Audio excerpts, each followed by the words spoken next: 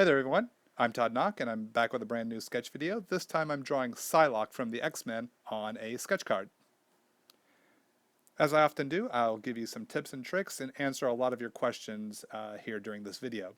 So as you see here, I'm breaking down the portions of her face, the center line and the eye line, dropping in the hair, putting in the ears, working each bit into place, and then I will tighten up the details as I go. Getting the eyes worked in here as almond shapes with the eyelashes as well. Get those lined up just right. Figure out where the nose is supposed to go, about halfway from the eyes down to the chin. Working the eyebrows there. Tighten up the nose a little bit there. Work in some nostrils. Keep in mind the cheekbones. And then I would put the mouth in, which is usually about halfway from the nose to the chin. Then I just tighten up some of the details in here a little bit more just to make sure I know which lines I'll want to pick when it comes to the inking stage. So let's tackle some of your questions here.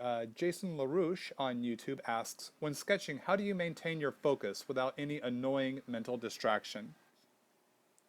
Well, Jason, I think every artist would answer this question differently just because we're all different people and we all have our own different strengths and weaknesses. Now, for me, I really see it as more of being disciplined. The choices I'm making to get my work done. And when you break in as a comic book artist, you have deadlines to meet. You can't afford to be distracted from doing your work, to creating the art. Those deadlines have to be met if you want to continue to work in the industry. So really it's a matter of focusing on your discipline.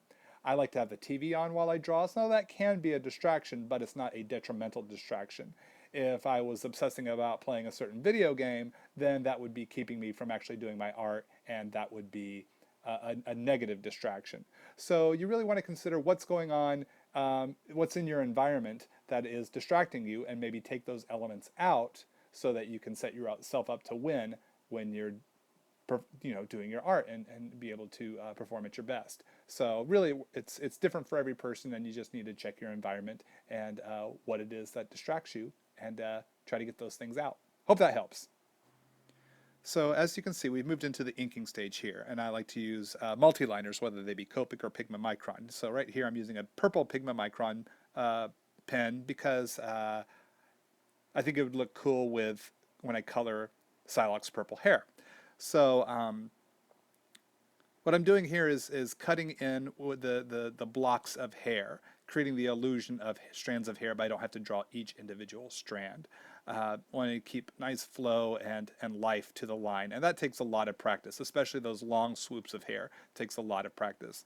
Now for her flesh tone, since it's a warmer color, I'm using a brown Copic Multiliner as for the inking the lines of her face. So each section is going to be inked with a different color pen that complements the color that will be colored. So keeping nice contours for the face, and then a much thinner sized pen for the inner details of her face. Want to keep the smaller details nice and thin so that they stay crisp and don't overpower Psylocke's face. So let's take another question here from the Art of Todd Nauck Facebook page. Manny Heisenberg asks, how many hours per day do you work in order to pencil a single comic book page, and how many days out of a given week do you usually work? Well, Manny, editors generally prefer artists to be able to complete one page of pencils per day to get a full comic book drawn each month, since comic books come out monthly. Now, I pencil and ink my pages now. I've been doing that since 2010, so I've changed up my work process a bit, so I'm able to pencil and ink one page a day. So generally, I work anywhere from 8 to 12 hours a day, and I usually work 5 to 6 days a week. Sometimes I work 7 days a week if the deadline is really, really tight.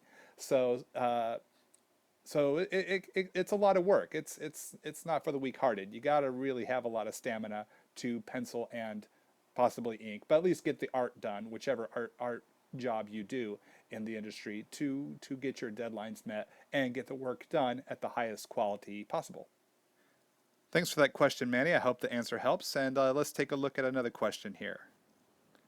Still over on the Todd Nauck Facebook page, Bart Van Gorp asks, how do you develop your own drawing style? Well, Bart, I get this question quite a bit from artists, especially young artists who are just starting to develop their own style and they try to figure it out. And I get a lot of people who say, well, I'm trying a Jim Lee style, and I'm trying an Alec Ross style, and I'm trying a Bruce Timm style. And those are all three very different styles.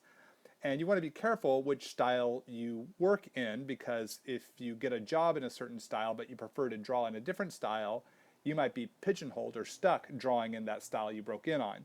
So my advice is to draw the way you like to draw best.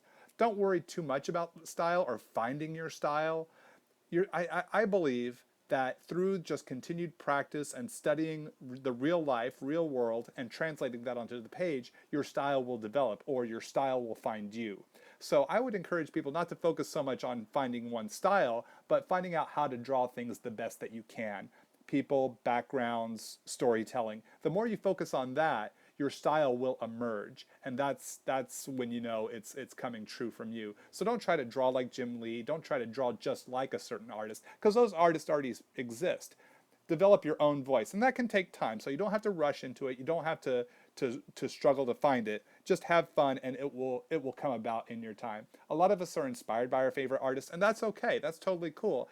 But there's a point where you start to move away from your inspirations, and your own visual voice starts to come alive. And then that becomes really cool, and people start to recognize your art for you. So just keep on drawing and keep having fun, and hopefully this info helps you, Bart. And yeah, thanks for the question. So now you see we've moved into the Copic stage. I'm cutting in with the different colors of skin tones here for Psylocke, just layering in color after color and then blending colors in. And that's what I love about Copics, is how well they blend. So it's just takes a little bit of time, and really utilizing the white of the paper as a highlight so that you can take lighter shades and cut into that white as well, to create the necessary shape but still leave highlights.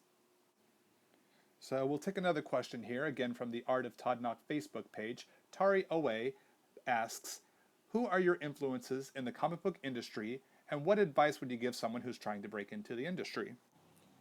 Well, Tari, let's see. My first 4 biggest inspirations were my favorite X-Men artists as a kid growing up.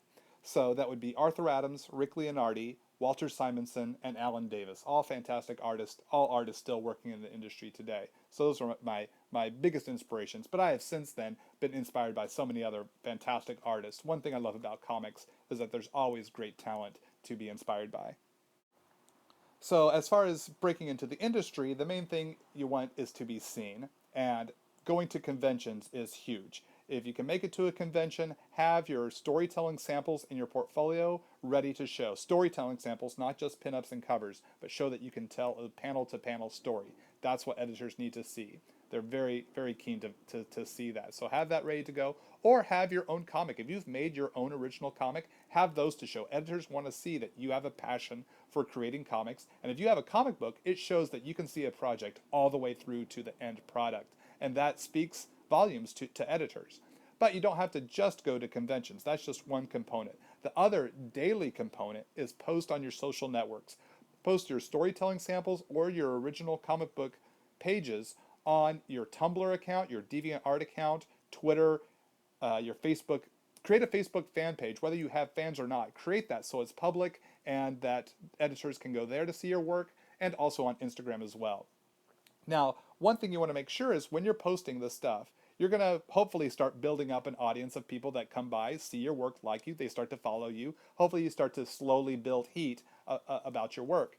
Now, you want to make sure you have easily findable email address. Have your contact info on all your social networks that makes it easy to find for the editor. You want them to easily be able to contact you so that if they see something they like, they want to hire you, they don't have to try to hunt down your name or your contact info. So make sure that's easily found on all your social networks. So, and that's just pretty much what you have to do. It's just that time investment of going to cons and posting on your social media accounts on a regular basis. And they'll be able to see the growth of your work. So you always want your most recent stuff to be your top-notch stuff, and they'll see how you've been growing over the past past many months or years, you know, however long it takes. So just keep posting, keep showing your work. You got to stay visible. So hopefully that info helps you, and hopefully you're able to get discovered soon. So by now you've probably noticed that I start with a mid-tone range color for the base, and then I come in with the shadow darker colors and the lighter colors that I blend into the highlight areas. But now I also cut in with the gray tones for darker shadows, for more realistic shadows. I like to use cool grays for cooler colors like purples, blues, greens, those types of shades. And then for warmer colors like skin tones, reds, yellows, oranges, browns, I come in with different shades of warm gray for the warmer colors. All right, let's see. Let's take another question. Again, from the Art of Todd Nauck Facebook page, Black-Haired Demon posted, how do you work on improving your skills? Well, Black-Haired, pretty much the most simple answer is practice. You gotta draw daily, as much as you can daily. If you have a problem area, you gotta focus on it, you gotta study about it, you gotta look up resource on how to draw that thing that is difficult, whether it's a certain body part, if maybe it's cars or animals or backgrounds. It takes a lot of personal study, whether you look up YouTube videos on people who have drawn that sort of thing, or postings on different blogs, or just your own personal study, and whether you look it up in books or your own research in just taking photos of real life stuff, you know, taking photos of cars or certain background buildings. You know, when I'm in New York, I take tons of photos of New York buildings because more than likely I'm going to draw that in a comic book since so many adventures take place in New York City. So just doing your own personal research, but that daily drawing is going to be key. Because if you think of it like this, if art is our journey, then every illustration is a step on that journey. And more than likely, most of those steps will be forward. Sometimes you might feel like you're taking a step backward, but I think as long as you're drawing, as long as you're putting lines down on paper, more than likely you're taking a step forward. They're micro steps. You don't really notice it in the moment, but when you look back on all your drawings you've done over the past year, hopefully you'll see, wow, I have come quite a ways from where I used to be. But that only comes when we're drawing on a regular daily basis. You can't wait that somehow you'll magically get good and then you can start drawing. No, you have to draw now. You're going to draw drawings that aren't going to look good. That's okay. We all do it, but you have to draw the bad drawings so you can get to the point where you're drawing the good drawings. So keep daily practicing and don't avoid your challenging areas of your art. Embrace them, study, and overcome them. Beat them like you beat the boss in a video game to get to that next level. So hopefully this information encourages you, inspires you, and answers the question you were looking to get answered. So thanks so much for posting that. All right, now we're putting in some of the final details here with the white gel pen.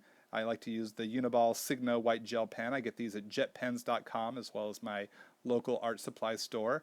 It has a real nice flow to it. So the white gel pens really are great for adding little white details on top of color. All right, so it looks like we're wrapping up this video here. I want to say thanks for everyone for tuning in and also for subscribing to my channel.